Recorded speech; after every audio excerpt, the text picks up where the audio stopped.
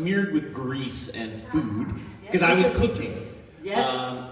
It was a lot of fun, but I still have so much to ask you. You are the strangest food writer I've ever made. We're sitting here, we're talking about refugees in Ukraine. You're a lawyer who worked internationally. I know you worked in Hanoi. You've run a restaurant. You're a novelist who has won the most important awards for French language fiction. You were shortlisted for the Giller Prize.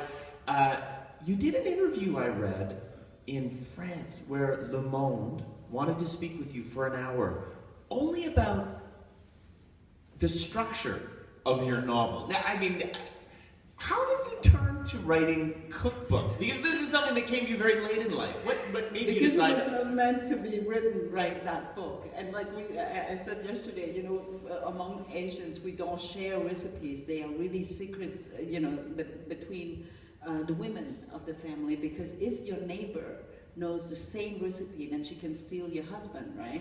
So, because we think... Is that what it is? Yeah, well, I guess maybe, I don't know if we have the right recipe to have long marriages, you know, or not. Maybe not in the Western world. The stomach alone would not be enough.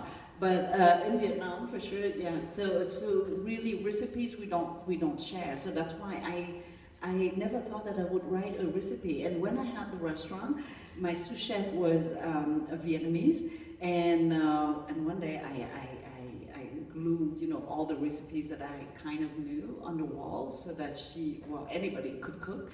And the next day she took them all off and hid them under the rice jar.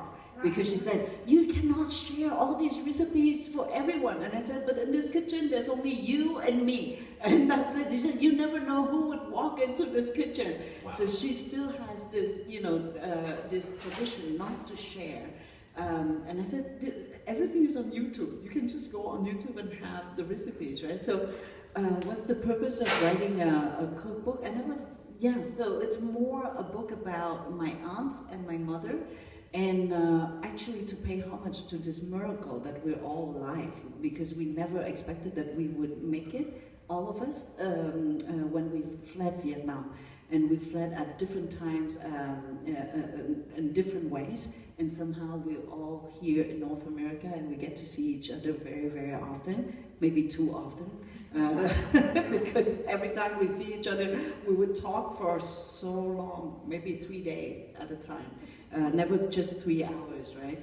And there are monologues. Nobody listens to you. You just talk. And so, Chris, you have to talk to me. If not, I would fall into that mode where I would just talk alone for hours.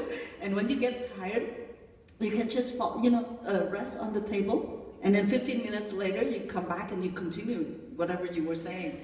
Because nobody cares. And you'll still be going. Yes, and then in the middle of the night, it doesn't matter what time of the day, there's always a group. So your aunts, you call them your mother aunts, your aunt, they're very maternal to you. What do? You talk and you also eat. Food connects you. That's all we do. How does that food connect you? Why is that? Why don't you play card games or do something?